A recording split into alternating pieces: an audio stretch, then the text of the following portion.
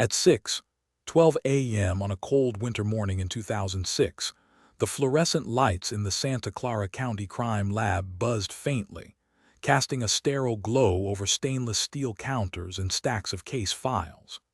The air carried the faint chemical tang of ethanol from a recently wiped workstation.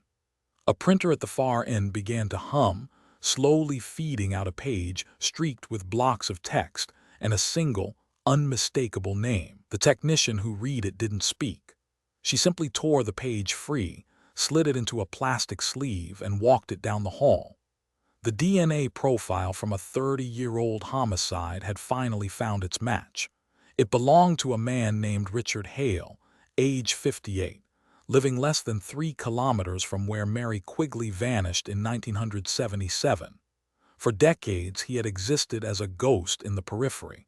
No charges, no arrests, not even a mention in the public speculation. Yet his genetic code had been waiting in silence, lodged in the evidence from a scarf sealed long before most of the current team had joined the force. Outside, the pre-dawn air was still, the kind of stillness that amplifies every sound.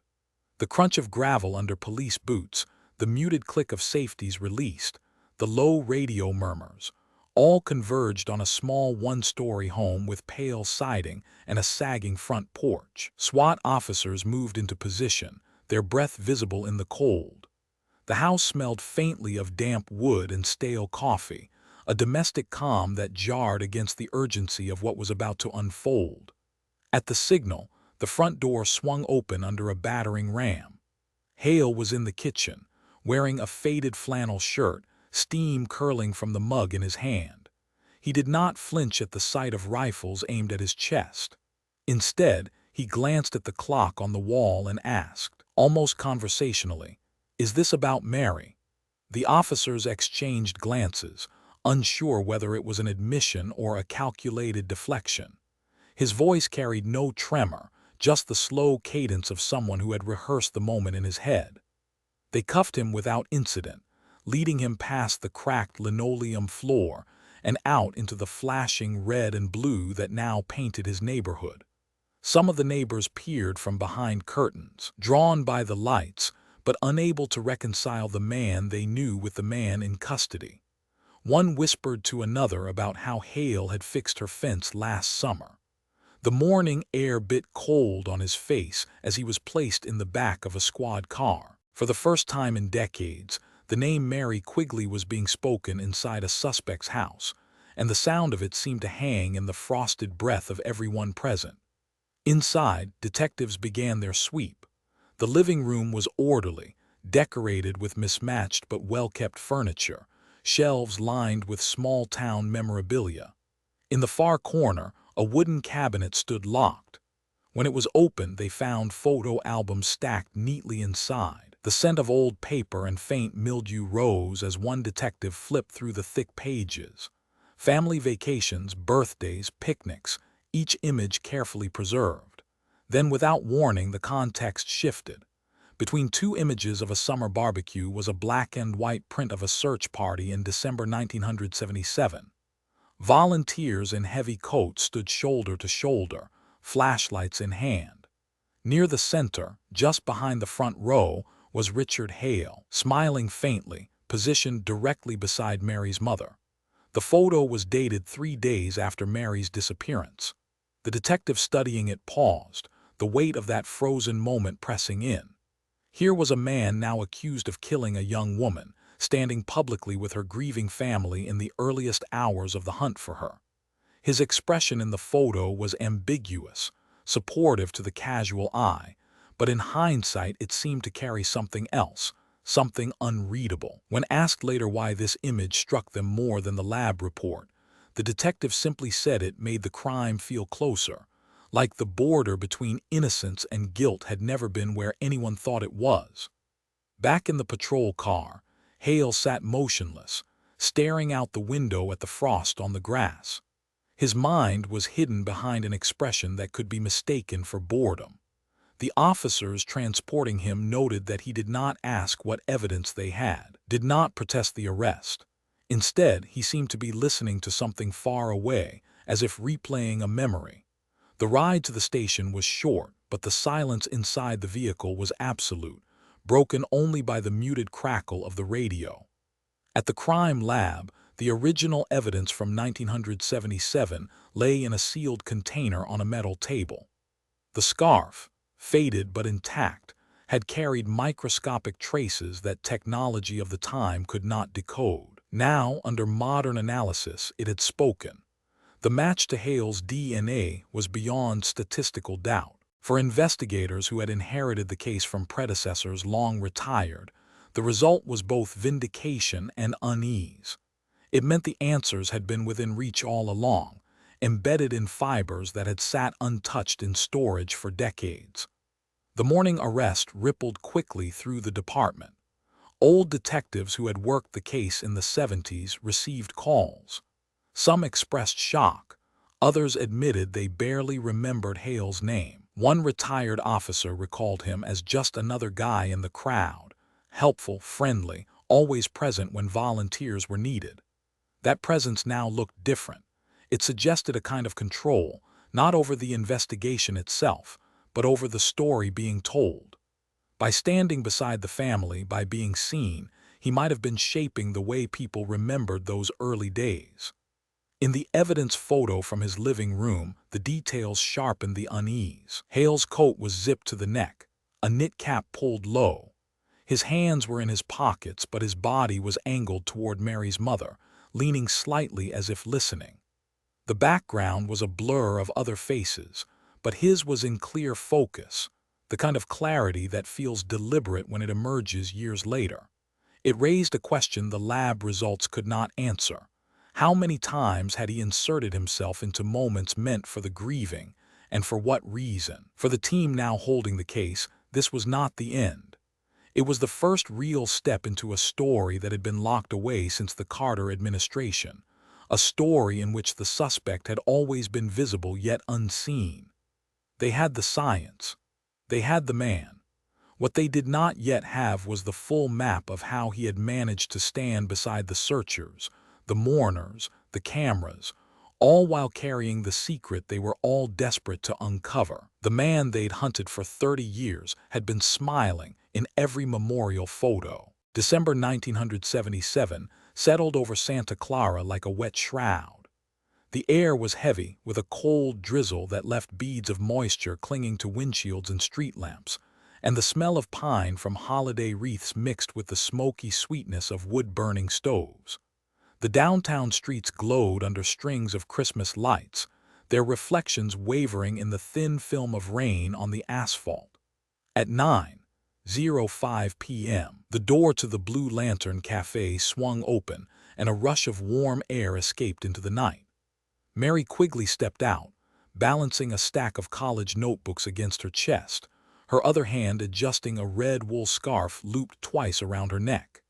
It was the scarf her mother had knitted the previous winter, bright enough to stand out even in the half-light. She paused briefly under the awning, looking down the street toward the bus stop, and the drizzle gathered on her hair in tiny, glistening drops. Inside, a classmate from her evening sociology course would later recall hearing Mary politely decline a ride from someone. "Someone offered me a ride, but I'll just take the bus," she'd said with a small smile. That detail would linger in the back of investigators' minds for years, a fragment that refused to fit neatly into any theory. As she walked away from the cafe, her boots made a muted tapping sound on the damp sidewalk. The shopfronts along the block were quiet, their windows dressed in tinsel and gold ribbons, their interiors dark. The only sound was the distant hiss of tires on wet pavement as a car turned the corner. She did not notice the pair of headlights that appeared briefly in a side street mirror before disappearing again. By 9:15 p.m., she was at the bus stop, a simple metal bench under a flickering sodium lamp. She pulled her scarf tighter, watching her breath form clouds in the air. A few cars passed, but none slowed. Across the street, the neon sign of a laundromat buzzed faintly, casting a pale blue haze onto the wet sidewalk. No one else was waiting for the bus, and the minutes stretched in the stillness. A driver who would later give a statement remembered seeing a young woman matching Mary's description standing alone, glancing occasionally over her shoulder. He also remembered, though not clearly enough to swear by it, a pickup truck parked half a block behind the bus shelter. The next confirmed sighting of Mary was nothing more than a void. Sometime between 9:20 p.m. and 9:40 p.m., she vanished from the spot. The city bus arrived at its scheduled time to find an empty bench and rain pooling in shallow puddles on the concrete. It was as if she had stepped off the curb and into another world. There was no commotion, no call for help reported by nearby residents, no witnesses who came forward immediately to describe seeing her get into a vehicle. The rain that night, light but persistent, washed away footprints and blurred the edges of tire tracks along the curb. At 7 a.m. the next morning, a patrol officer responding to a parked vehicle report found Mary's car on a quiet side street less than a mile from the bus stop. The driver's side door was ajar, the dome light still glowing. Inside, her purse sat on the passenger seat, unzipped but apparently undisturbed. The radio was on, tuned to a station playing the tail end of a Christmas song before a DJ's voice cut in with weather updates. There were no signs of forced entry, no obvious struggle, but the placement of the car made no sense. It was facing away from her home, in a neighborhood she had no reason to visit. The engine was cold, suggesting it had been there for hours. By mid-morning, word had spread. Friends, classmates, and neighbors began gathering at a community center where the police were coordinating search efforts. The air inside was thick with the smell of wet coats drying and coffee percolating in metal urns. People signed their names on volunteer lists, collected flashlights, and were assigned search sectors. In the corner of the room stood Richard Hale, a 29-year-old local who had grown up in the area.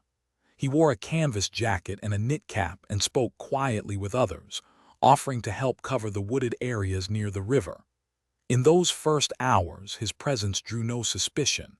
He was seen as another concerned citizen, ready to walk the muddy trails and comb through undergrowth. The search began before dusk. Lines of people moving through fields and along drainage ditches, their flashlight beams trembling in the mist. The sound of boots in wet grass, the occasional call of Mary's name, and the steady patter of drizzle against jacket hoods created a rhythm that carried into the night. Volunteers worked in teams, their breath clouding in the cold air, scanning for anything, a scrap of fabric, a shoe print, a sign she had been there. Among them was Hale, often near the front of the line, occasionally breaking off to check behind clusters of trees. Those who remember that night say he was helpful, attentive, pointing out areas others might have overlooked. The search extended over the next several days, expanding outward as each lead failed to produce results. Helicopters swept the riverbank with searchlights, K-9 units combed through brush, and divers checked murky water beneath low bridges. The holiday decorations in town grew increasingly incongruous against the backdrop of missing person posters taped to shop windows. The scent of pine and cinnamon from Christmas markets mixed with the acrid smell of diesel from idling police vans. Mary's face stared out from every photocopied sheet, her red scarf a stark detail meant to catch the eye. Through it all, Hale remained a fixture. He attended the daily briefings, stood near the family during press conferences, and offered to coordinate food and coffee runs for search teams. To those around him, he seemed deeply invested in finding her, the kind of neighbor people counted on in a crisis. No one questioned how he seemed to know when and where each search was happening, or why he was always among the first to arrive and the last to leave.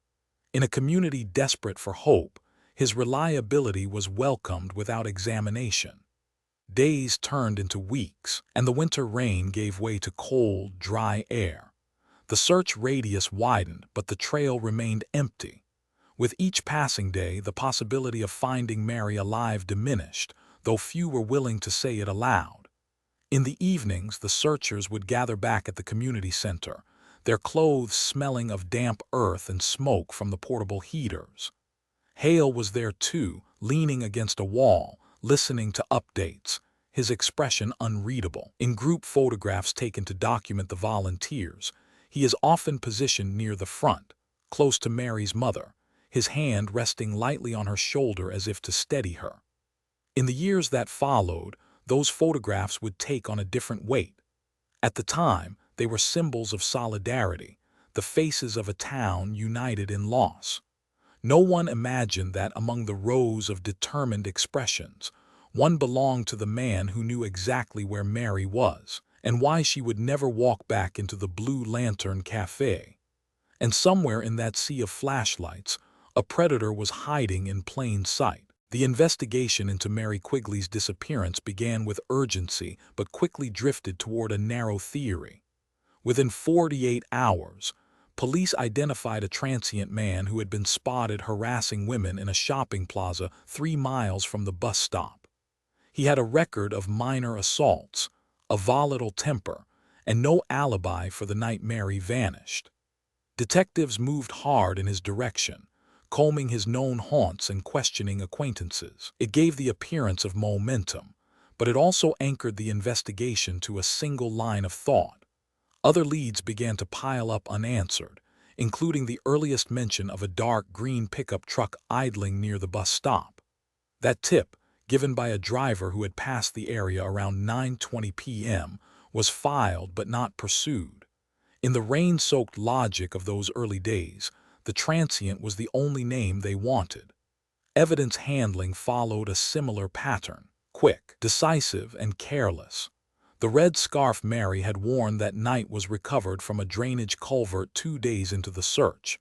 Instead of sealing it in an airtight container, an evidence technician placed it in a brown paper bag with the top folded loosely. Moisture remained trapped in the fibers.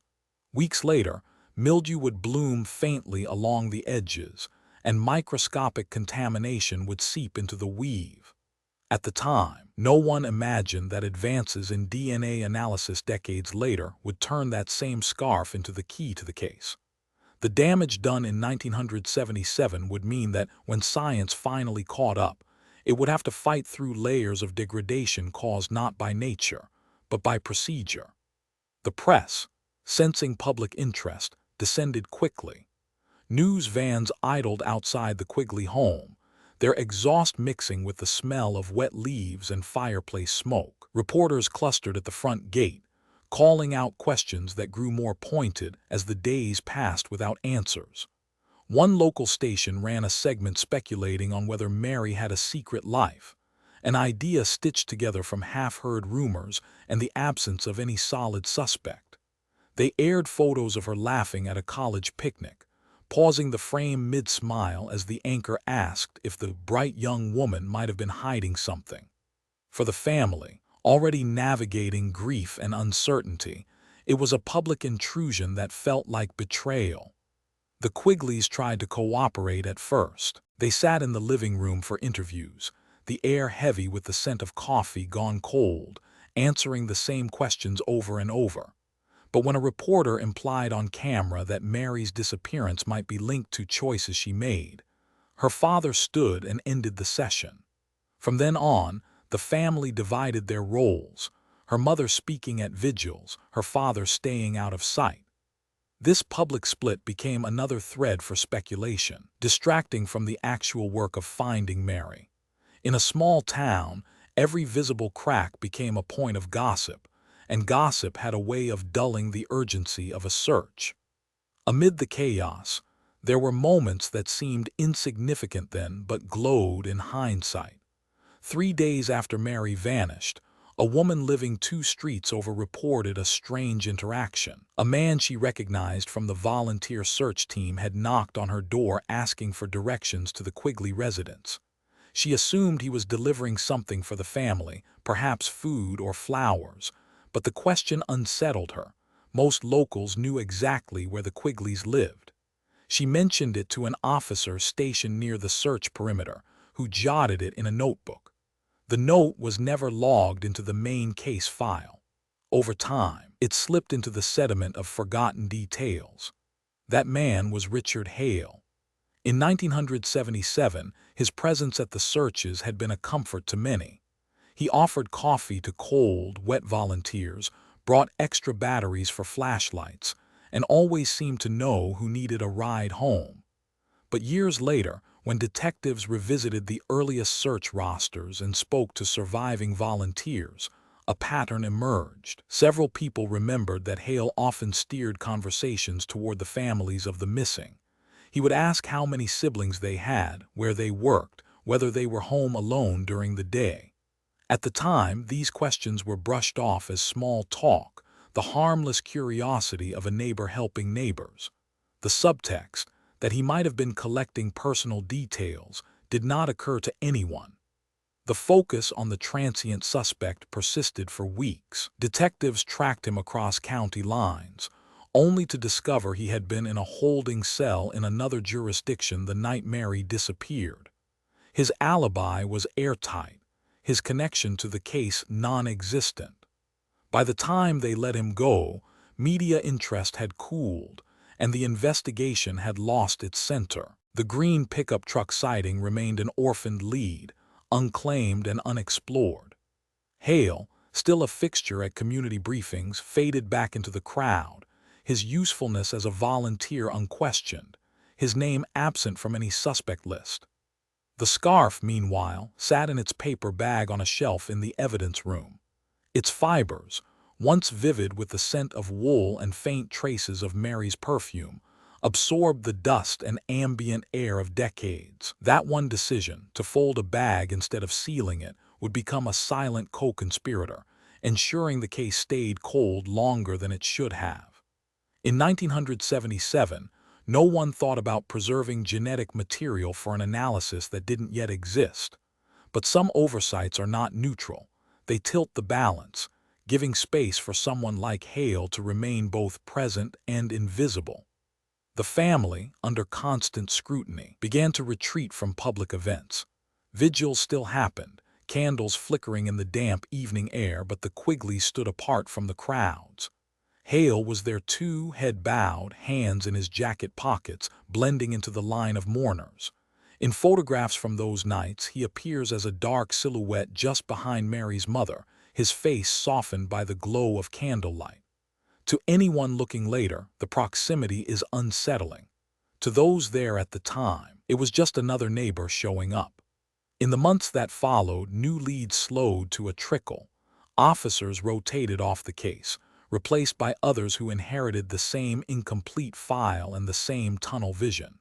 The questions that might have exposed Hale's interest in the family were never asked, or if they were, the answers never made it to the right ears. A man who seemed to carry information without being asked was accepted as simply well-informed. In small communities, familiarity is often mistaken for trustworthiness. It would take decades before anyone went back to those early witness accounts and noticed the overlap. How the man offering rides to tired volunteers, the man bringing coffee to the search lines, was also the man knocking on doors asking for details that had nothing to do with finding Mary. In 1977, that overlap was invisible. In 2006, it would be the crack that let the truth in. The man offering comfort was also collecting information no one should have. The years after Mary Quigley's disappearance did not pass evenly for those left behind. For her mother, time became a calendar marked by anniversaries, vigils, and the slow erosion of hope. Every December, she organized a memorial in the town square, setting up a folding table draped in white cloth, placing a framed photo of Mary in the center, and surrounding it with candles that flickered in the cold night air. The scent of melting wax mixed with the winter chill, drawing people in for a moment of silence before they moved on. For her father, the repetition was unbearable. By the 5th year, he sold the family home and left Santa Clara entirely, his absence explained away as a man who could no longer live in a place where every street corner held a memory. In the wider community, Mary's story transformed. At first, she was remembered as a bright young student who vanished in a moment of bad luck. Over time, the edges blurred. The cautionary tale emerged, warnings to young women about walking alone at night, about refusing rides, about trusting the wrong stranger. The details shifted with each retelling, sometimes casting her as careless, sometimes as unlucky, and sometimes as someone whose choices invited danger. The rumors were never grounded in fact, but they clung to her name, altering the way new residents heard the story. The real Mary became harder to see through the fog of the version the town kept alive. The investigation, such as it was, had settled into a static state. The case file gathered dust in a metal cabinet, its pages yellowing under the weight of inaction. When the lead detective from those first months retired in the late 80s, he was asked privately if he ever thought the case could be solved. He admitted quietly, "We always thought it was someone passing through. It was an assumption that had shaped everything, keeping the focus on outsiders, drifters, anyone without ties to Santa Clara. It also meant that no one looked too closely at the people who never left." By the late 90s, the crime had receded far enough into the past that it was little more than a local ghost story. Teenagers dared each other to walk the route from the Blue Lantern Cafe to the bus stop at night. Older residents told newcomers that the town had been different back then, more dangerous. Missing person posters had long since been taken down, but a few yellowed copies still lingered in forgotten places, taped to the inside of a garage door, pressed under the glass of a bulletin board in the back of a church hall. The image on them was always the same: Mary with her hair loose around her shoulders, smiling faintly at the camera, the red scarf around her neck. To the people who knew her, that photo was both comfort and cruelty. It was during one of the later memorials, nearly 20 years after her disappearance, that an old newspaper clipping resurfaced. A local historian working on an archive project had been scanning front pages from the 70s. One in particular caught his attention, a photograph from the first press conference about Mary's case, taken on the courthouse steps. The image showed the police chief addressing reporters, the Quigley family standing to one side. And there, in the second row behind the chief, stood Richard Hale. He was in a clean jacket, his hair neatly combed, his expression solemn. The caption named him as a local resident assisting in search efforts. To anyone seeing it at the time, it was nothing unusual. To anyone seeing it now, it was a puzzle piece that had been lying in plain sight for decades. The clipping circulated quietly among those who still cared about the case. For Mary's mother, it was just another reminder of how many faces had been around her during those early days, how many of them she could no longer place in her memory. For others, it was unsettling. Hale had been close enough to the chief to appear in that frame, positioned like someone with authority, not just a volunteer in the crowd. The moment had been preserved without meaning for 20 years, waiting for the day someone would look at it differently. As the calendar moved forward, the memorials continued. They became smaller, attended mostly by older residents and a handful of those who had known Mary personally. Yet, even as attendance dwindled, one man could always be counted on to appear. Richard Hale, now in his 40s and 50s, would arrive early, help set up chairs, and stand quietly through the ceremony. He brought candles in bulk, handing them to others with a nod, then lighting his own when the time came. His presence was never questioned. It was woven into the fabric of the tradition itself. In photographs from those vigils, his silhouette is easy to pick out, tall, broad-shouldered, standing just inside the ring of light cast by the candles. Those who attended remember the way the flame reflected in his eyes, how he seemed to watch the crowd more than the memorial table. They remember the steady way he held the candle, the wax dripping onto his glove without him seeming to notice. For the people around him, it was a gesture of solidarity. For him, it may have been something else entirely. A way to remain part of the narrative, to keep control of the way the story was told, and perhaps to measure the town's memory against his own.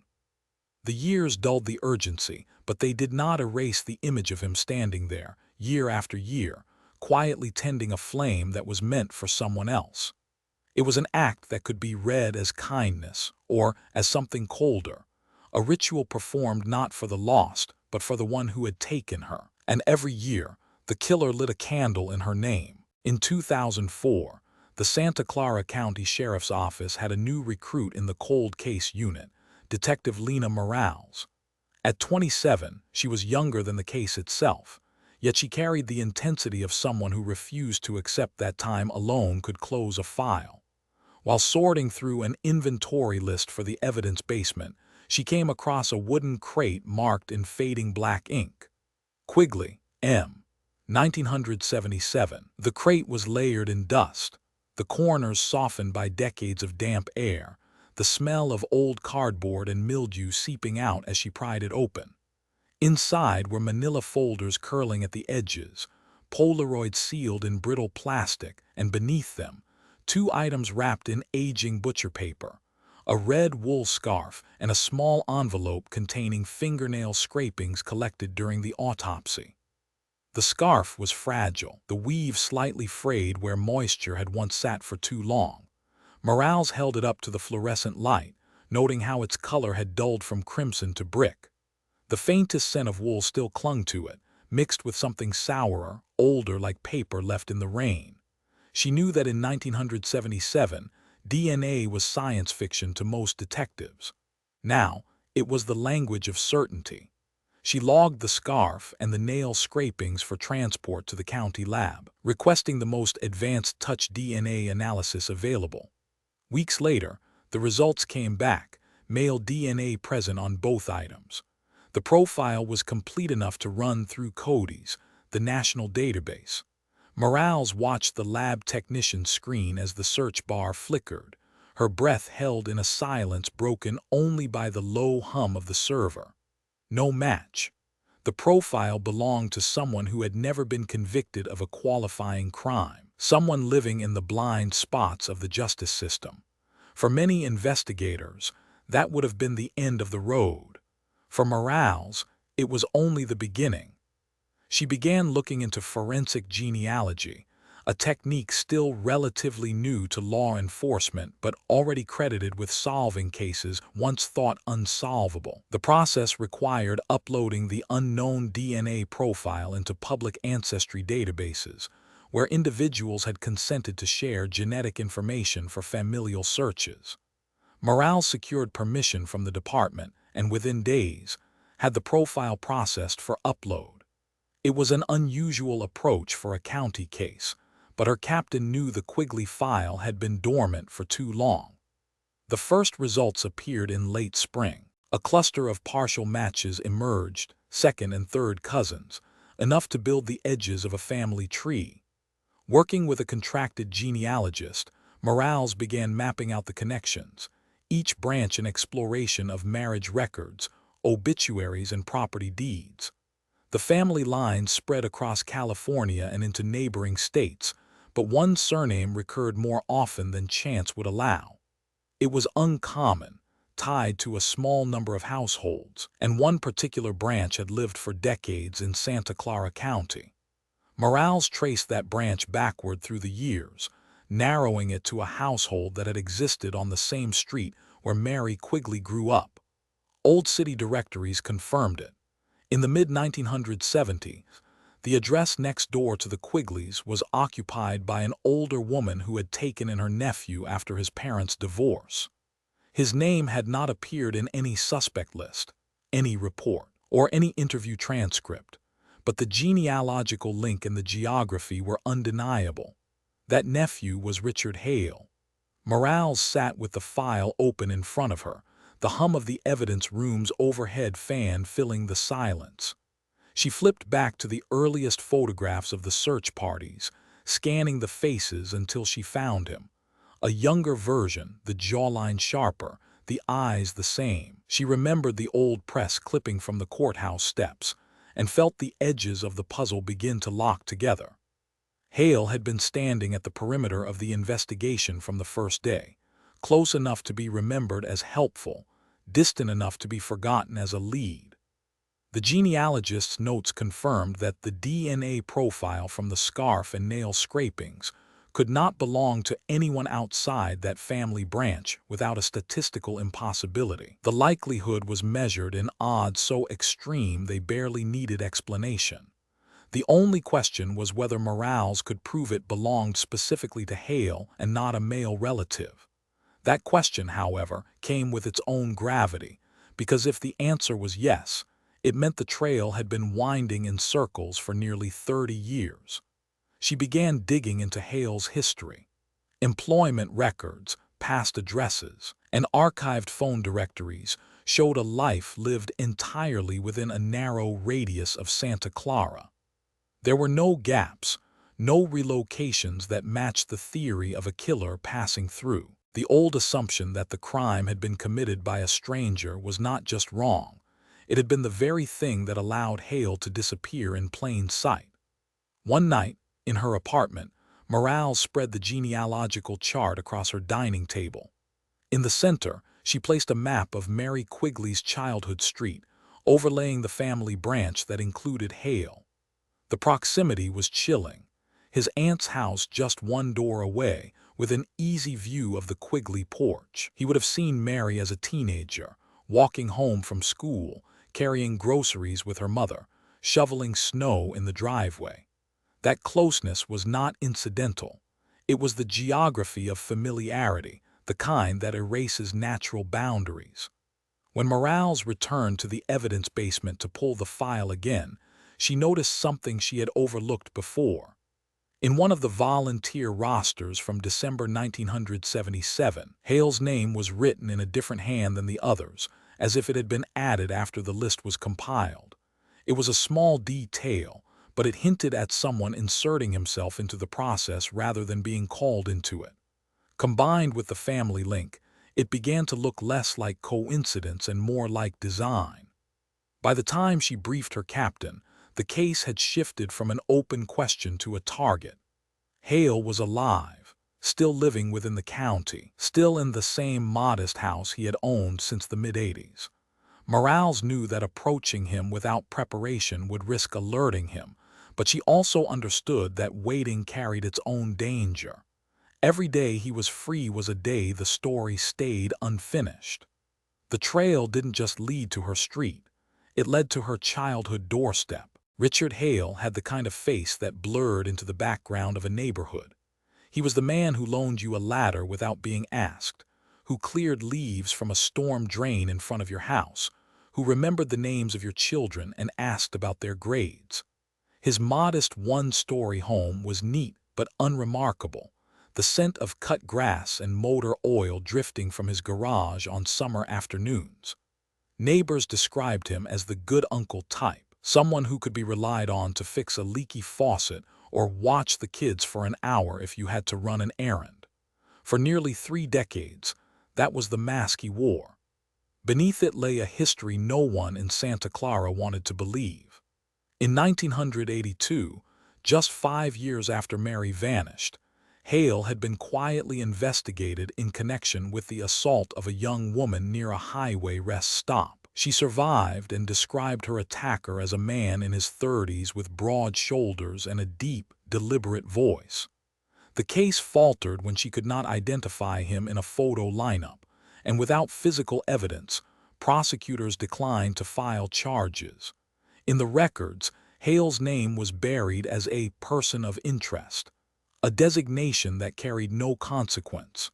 To the public, the incident never happened. When Morales decided it was time to bring him in for questioning in late 2005, she structured the interview to reveal as little as possible. Hale arrived at the station wearing a clean flannel shirt and work boots that looked freshly scrubbed. He walked in with the casual ease of someone who had been in the building before, nodding to a desk sergeant who vaguely remembered him from the days he brought coffee to volunteer search parties.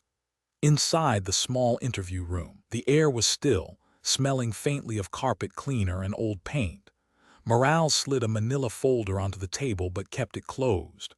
"You think I'm some kind of monster?" Hale said before she could even start. The tone was not angry but faintly amused, as if he found the idea ridiculous. He leaned back, one arm draped over the chair, his eyes steady on hers. For nearly an hour, he deflected every question with stories about the search for Mary, about how hard it had been for the town, about how he had done everything possible to help. He spoke in the easy cadence of a man recalling community history, weaving himself into the narrative until it was hard to separate his version from the record. Morales knew better than to push too far in that first meeting.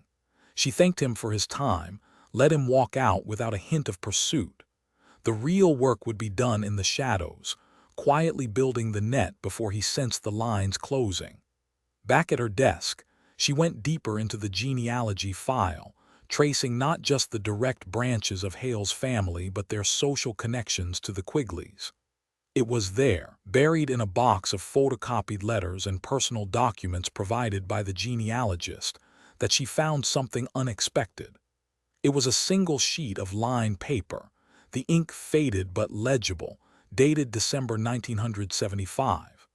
The handwriting belonged to Hale's aunt, addressed to Mary's mother. In it, she invited Mary to come over during the holidays to bake cookies and watch Christmas movies, adding that Richard will be here and is looking forward to seeing her. The phrasing was casual, neighborly, but to Morales it was a pivot point. This was not a man who first noticed Mary in 1977 when she was a missing person on a poster. He had known her, or at least taken an interest in her, 2 years earlier when she was 19. The letter reframed everything. It placed Hale not just in proximity to Mary's disappearance, but in a position of familiarity before it. That kind of history suggested planning, or, at the very least, a fixation that predated the crime. Morales imagined him in those intervening years, watching her walk to the bus stop, seeing her in the yard with her mother, storing away details no one else noticed.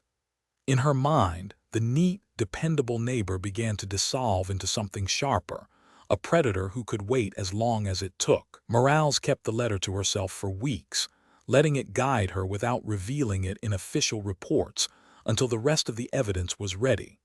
She began mapping Hale's movements in the late 1970s, cross-referencing them with the timeline of Mary's last night. His house at the time was within walking distance of both the Blue Lantern Cafe and the bus stop. His work hours, verified through old employment logs, would have put him free on the night she vanished. The pickup truck sighting from that night, the one ignored in 1977, suddenly mattered again. DMV records showed that Hale had owned a dark green Ford pickup registered in his name from 1974 to 1980. Each piece of information tightened the circle. Yet Hale, in public, remained exactly the man he had always been. He waved to neighbors from his front porch, carried groceries for an elderly woman down the block, fixed the broken latch on a community mailbox. He attended the 2005 memorial for Mary, lighting a candle as he had every year, standing just far enough from the family to avoid the camera flashes but close enough to hear every word spoken. Morales, watching from across the square, saw him lean forward slightly during the moment of silence, his face unreadable. The paradox was unsettling.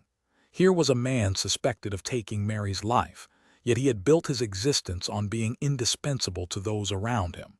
It was a strategy as much as a personality. Embed yourself so deeply into the fabric of a place that removing you would feel like tearing the cloth. For nearly 30 years it had worked, but now the weave was fraying and the loose threads were starting to show. Morales knew the next steps would have to be deliberate. She began coordinating with the lab to arrange for a covert collection of Hale's DNA, something from a discarded coffee cup or a cigarette butt. It would be the final link, the confirmation that the profile from the scarf and nail scrapings belonged to him and no one else. Until then, she kept the letter from 1975 in a separate folder, a reminder of the truth she could feel beneath the surface of every conversation, every photograph, every vigil where he stood in the shadows. For him, this wasn't random. It was unfinished business. The interrogation room was a square of neutral colors and stale air, the faint odor of old coffee lingering from an earlier shift. Richard Hale sat at the metal table, his wrists free but his posture fixed, hands resting lightly in front of him. Across from him, Detective Morales kept her tone even, asking questions without pressing for answers. The clock on the wall ticked through the hours in steady increments, marking 6 of them before he spoke at all. When he finally lifted his head, his voice was quiet, almost conversational. "She humiliated me in front of people," he said, as if explaining a minor slight instead of the reason for a 30-year silence. He did not look at Morales when he began describing that night. In his version, he had seen Mary at the bus stop, alone under the yellow street lamp. He pulled his pickup to the curb, leaned out the window, and offered her a ride. When she refused, he claimed she did it with a tone that others nearby could hear, and in his mind, that was enough to strip away the image he had cultivated. He told it without visible anger, just a clinical detachment, as if replaying a sequence on film. Morales listened, noting how he framed the encounter as something that had been done to him, not something he had initiated. He said he waited until she began walking toward the bus shelter before stepping out of the truck. The rain was light but steady, the smell of wet asphalt in the air. He blocked her path, told her she should come with him, that it would be faster than waiting. When she tried to move past, he pushed her toward the truck, his voice low enough to keep the street empty of witnesses. He drove her to the riverbank, a stretch of road shielded by trees where the only sounds were the engine cooling and the rush of water below. There, he took the scarf from around her neck and pulled it tight until she stopped moving. Hale spoke about these steps without emotion, his hands making small, almost unconscious gestures as if shaping the memory in the air between them. Morales noticed how he avoided words like kill or strangle, replacing them with phrases like made her stop or kept her quiet. It was a kind of self-editing, a refusal to name the act directly, as if naming it might give it more weight than he wanted it to have.